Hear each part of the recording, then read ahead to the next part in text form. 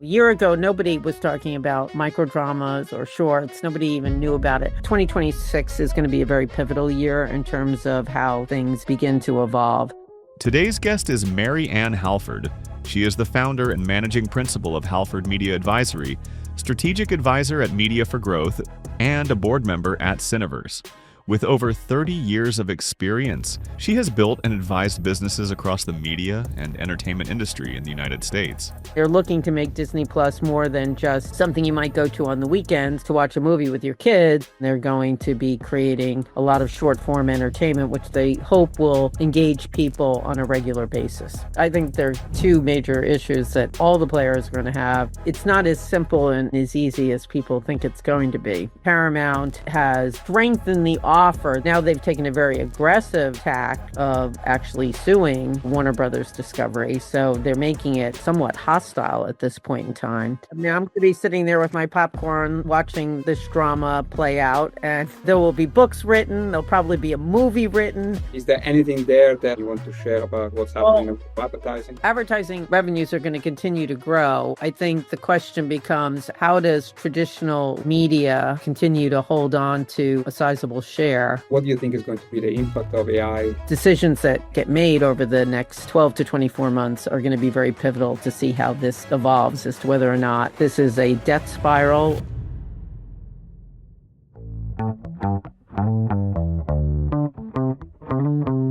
Welcome to the first Berkida Podcast. It's a pleasure to be here, and it's a pleasure to have you amongst the first to listen to the Berkida Podcast. This is an extension of our Berkida Brief. We launched that newsletter last year. It's been a good exercise and very interesting for us to see the engagement growing and the willingness of people to, continue to interact with Berkida, to continue to understand, the ins and outs and, recent events in the world of sports, media, and entertainment. And so it is a pleasure to extend now the reach of Berkida Ventures and the Berkida Brief with this podcast initiative. And I'm very pleased to start with Mary Ann Halford as a first guest. Thank you. Welcome, everybody. It is a pleasure to be here.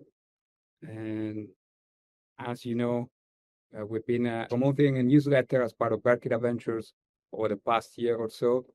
And as an extension of that newsletter, we now are launching also a podcast where, we want to step back from the headlines and focus a little bit more onto the themes, the structures, the decisions that are shaping the world of sports, media, and entertainment.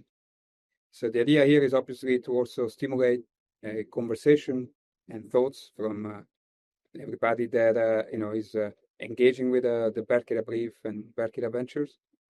And it's very much a work in progress, so please feel free to send me comments and let me know what you guys think, and if you have any ideas on themes and perhaps guests that we should be listening to. But in the meantime, I'm delighted to be joined on this first podcast by Mary Ann Halford, who has over 3 decades experience in the world of media and entertainment and sports, of course, alongside it. Mary Ann has got a great experience both as an operator, as a consultant, and also as a board member of various companies in the space. I also had the pleasure and the luck of working with her, alongside her on some projects. And so it's very, very much a pleasure to have her with me on this podcast and to start the conversation. So, Mary Ann, welcome. Thank you. It's always great to be with you, Massimo. And in fact, it's great to be with you, and I'm glad that we managed to connect from time to time. Absolutely. When you are in the William Mayfair. To Mayfair, typically, yes. So next time we make sure that happens again. In the meantime, perhaps, to start a conversation, Mary Ann, you've been at CES recently, and, as ever, a lot of announcement events like this. And I think the one that caught my eyes a little bit was the labor move into more connected and interactive way. So perhaps to start off the conversation, Mary Ann, do you want to share some of your takeaways from attending CES? Absolutely. It's funny. CES used to always be about electronic products. And mind you, the Lego announcement is an electronic product, but it's more than just that. And I'll get into that in a moment. But I think what we're seeing with CES is that it's really expanded way beyond what its initial platform was. And it's been evolving in this way for a number of years, but it's now becoming a must-attend event for all aspects of the media and entertainment industry. What I thought was really interesting, though, about CES this year is that you can see by the various announcements of various players that were there that there's a transition or a transformation happening in the media and entertainment industry. And might I say, not not soon enough, but thank God they're doing it, is that people are beginning to embrace the new content economy. They're doing interesting things that they wouldn't have been announcing several years ago. Disney certainly stands out there, and Disney stands out particularly as it relates to the Lego announcement. What was interesting about the Lego announcement is, yes, they've launched this new product, Lego Play, which has more electronic elements, and it makes it, I guess what it's doing is it's making the products feel more real, so that if you create a plane, you'll hear sounds and you'll do other things with it. But Lego chose to introduce this new toy with Disney IP, the most iconic IP that Disney has, which is Star Wars.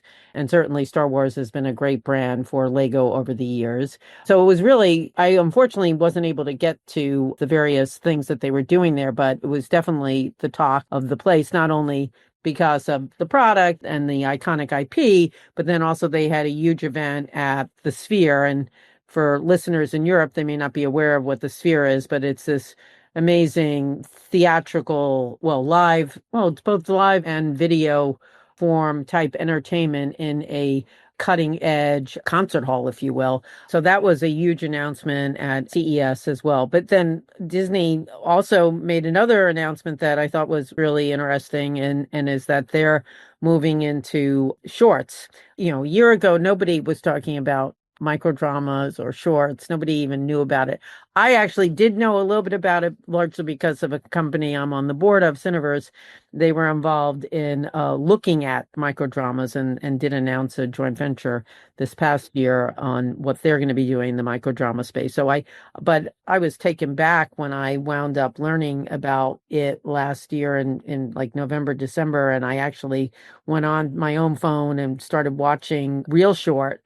It was somewhat addicting, and I decided not to pay up. So because I felt I might be spending way too much money. But now everybody is launching a microdrama strategy. But I think Disney has a real place that it can play here. One, they're going to be integrating it into Disney Plus, and they're looking to make Disney Plus more than just something you might go to on the weekends to watch a movie with your kids, or during the week for you to watch a Hulu series that is more adult oriented. What they're going to be doing is taking all of their IP across everything that they produce, and they're going to be creating a lot of short form entertainment, which they hope will engage people on a regular basis. Yeah, look, I mean, both of these, developments actually are very much things that I'm curious to see how they develop, because they are very much aligned with what I see my kids doing, whether it's playing Legos. And, I promised them eventually we would build in the north that one of the big Lego sets, Star Wars Lego sets. So, that'd be interesting to see whether I have to wait for one that is actually interactive, not the traditional Lego set.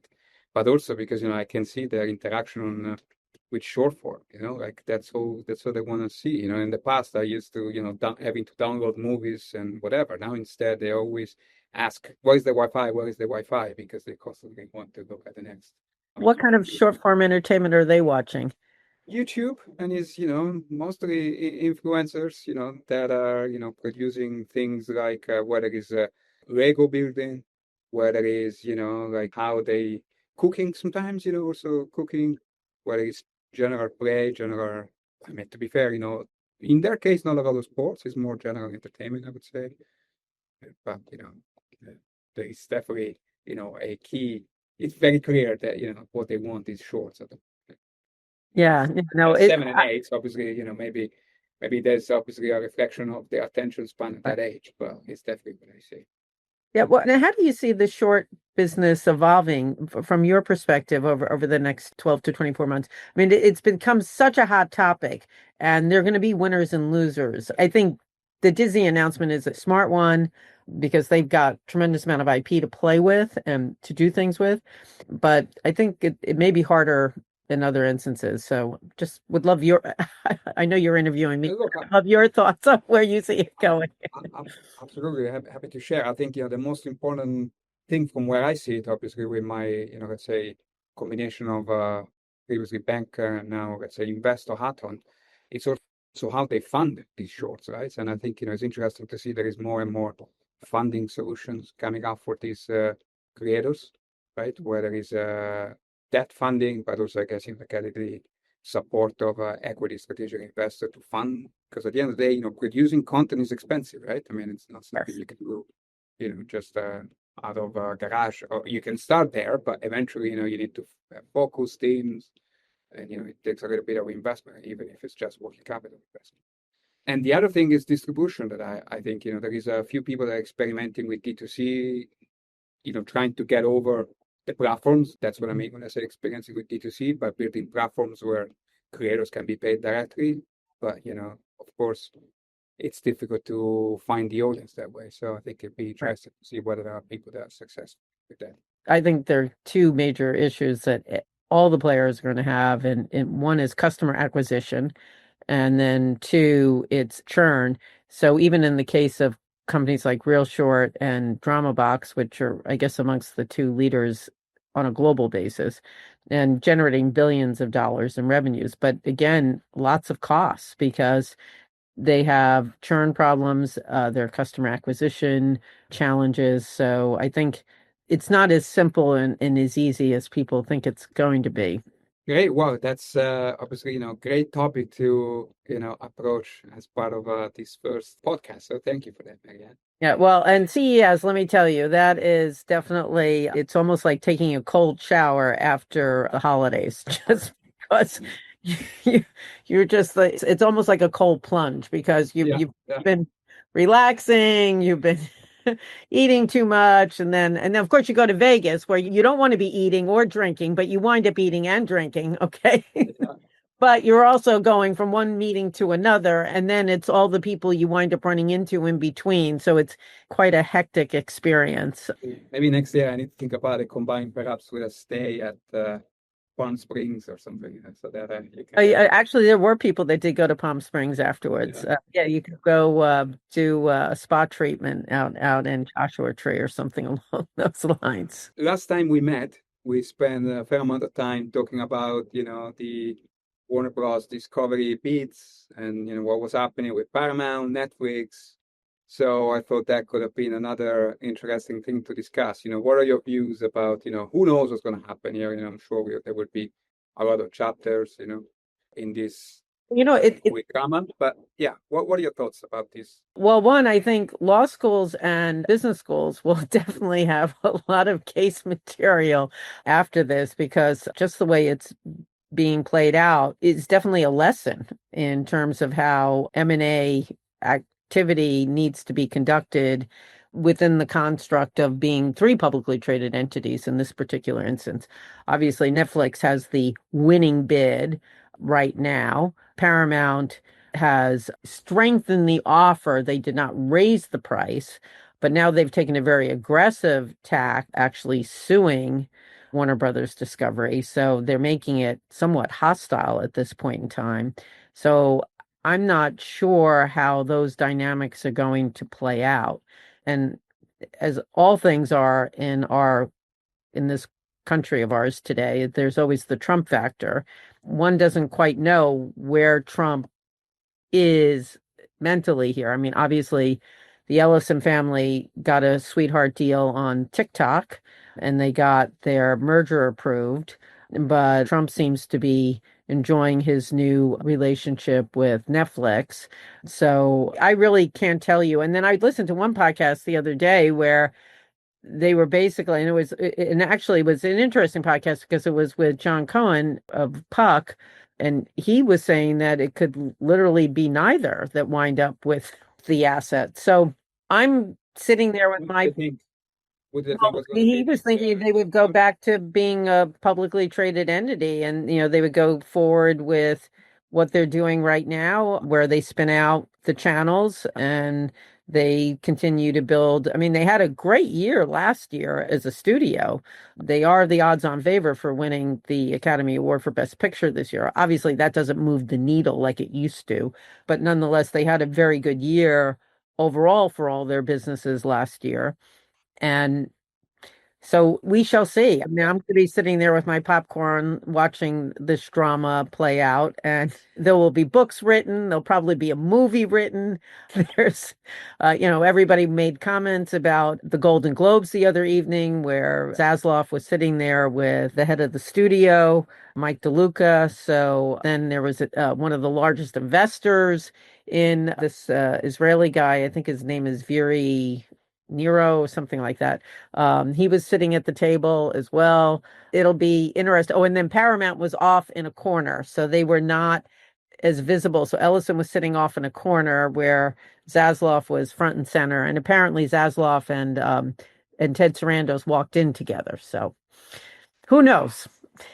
That's part of the dynamics they want to show for sure. Yeah, exactly.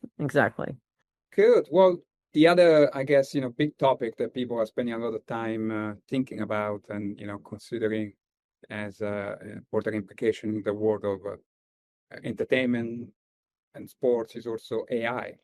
So what are you're looking ahead, what do you think is going to be the impact of AI? Well, it's interesting. I just got off the phone prior to this call with Eric Barmack, who runs I'm trying to remember, it's Wild Sheep Productions, I believe is the name of his company. It's funded by Media Pro, but he does a lot of co-productions. He used to work at Netflix, but he has a deal with The Ankler, and he writes a lot about AI for The Ankler. And, I don't want to fully speak for him, but he's very concerned about how things are going to transpire. And one thing that we were talking about in our conversation today is that 2026 is going to be a very pivotal year in terms of how things begin to evolve. From everything I hear from talking to major media and entertainment companies, there's a tremendous amount of caution about what happens with AI. Now, they are using it in a lot of different instances. I mean, AI is becoming a very useful resource as it relates to distribution, localization, fast networks. I mean, there's a lot of areas where it's helping the media supply chain. I think it's where it gets involved in the actual content supply chain that I think people have concerns. And I think there's a tremendous amount of focus on keeping the human in the production capability. So, and where do you draw the line? And I think decisions that get made over the next 12 to 24 months are going to be very pivotal to see how this evolves as to whether or not this is a death spiral or whether or not the industry figures out ways to leverage it to produce more content, but reproduce it more cost effectively than they have in the past. Yeah. Well, there is a lot obviously to think about there, because of course. Yeah. No, I did. I went to the Variety session at the end of the day on Wednesday, and Joseph, he was speaking, and I guess he's been Who was involved. that? Sorry, Mary Ann? Joseph? Joseph Gordon-Levitt, he created this thing, the Creators Coalition on AI. Yeah. And, he was speaking for a lot of the people in the community. I mean, the business has been built off of the creative capabilities of the writers, the directors, the actors, and all these people that bring a lot to the table. And he's definitely a proponent for really helping support the overall creator community in protecting their rights. And talking about future, I think, Mary Ann, you also spend a lot of time thinking about the future of advertising, right? Yes. You were, I think, leading a few conferences, few events recently in London again on this topic. So is there anything there that you think it's, worth considering and you want to share about, what's happening with advertising? Well, the thing is advertising revenues are going to continue to grow. I think the question becomes, how does traditional media continue to hold on to a sizable share? I think there are concerns there, largely because, to bring back the AI factor, if you have AI having an impact on things like Meta and TikTok and other places, they will and if those services continue to grow, a lot of advertising will still continue to move there. The other question is to what extent are these AI engines, whether or not it's ChatGPT or Perplexity or Claude or all of the various different tools that are out there, to what extent are they going to wind up becoming platforms for advertising? And I think, and then also you've seen the growth and explosion in retail media, which is also taking money away from television. So I think there's definitely going to be tension amongst the platforms as to who gets what share of the pie going forward. And which means that traditional media companies who are doing both linear and streaming today. So I think you're going to see more of their efforts move to the streaming side as linear continues to decline. But I think that they're going to have to become better at measurement and become better at targeting and become better at attribution in order to be competitive vis-a-vis other platforms out there. Good. Well, again, I think this has been a very interesting conversation, and I'm sure whoever's listening and will listen to this will find it as such. I guess as a last question, I was going to ask you, when you think about now what's happening this year, what area do you think are going to be seeing more investment? Which part do you think maybe as an investor or as an operator, it's important to focus on?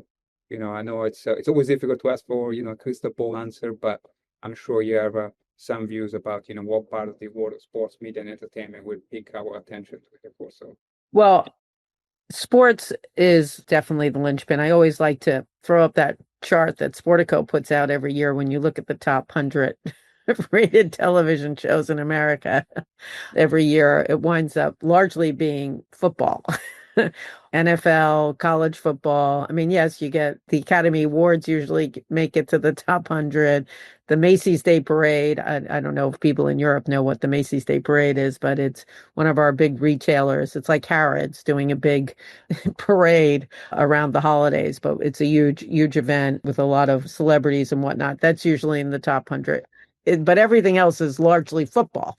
And so, but I think sports overall, because America has a very robust sports ecosystem. We, unlike in Europe, which is largely a football sports market, we have the NFL, we have Major League Baseball, we have NHL, we have NBA. All of these sports are well watched. So we actually have almost a 12-month diet of major league sports available for us to watch.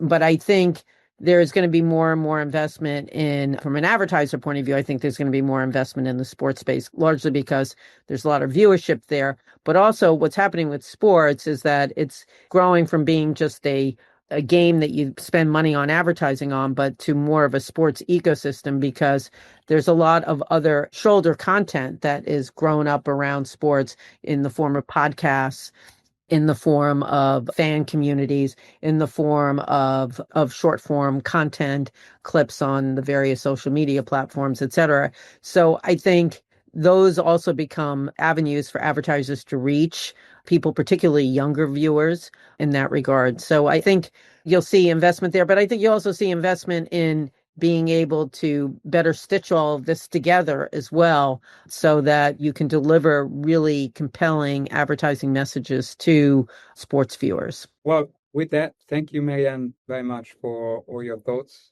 And I shall look forward to seeing you soon. I'll be there in March. I'm coming to London in March, so I'll make it over to Mayfair for one of our coffees. Okay. Awesome. I look forward to it. Same here, Massimo. Take care. Thank you very much for listening. Thank you for the conversation to Mary Ann. I hope you found this useful. And of course, if you did, please continue to follow our work. You can find that by subscribing to the Berkida Brief. I'm sure, we can post a link also to make sure you find us. But hopefully, you continue to engage with us, to continue to understand and get views on the key events, themes, topics of interest in the world of sports, media, and entertainment. I really do appreciate any feedback, comments, any suggestions you might have, and please feel free to reach out directly. Otherwise, it's all for now, and I shall see you soon. Thank you.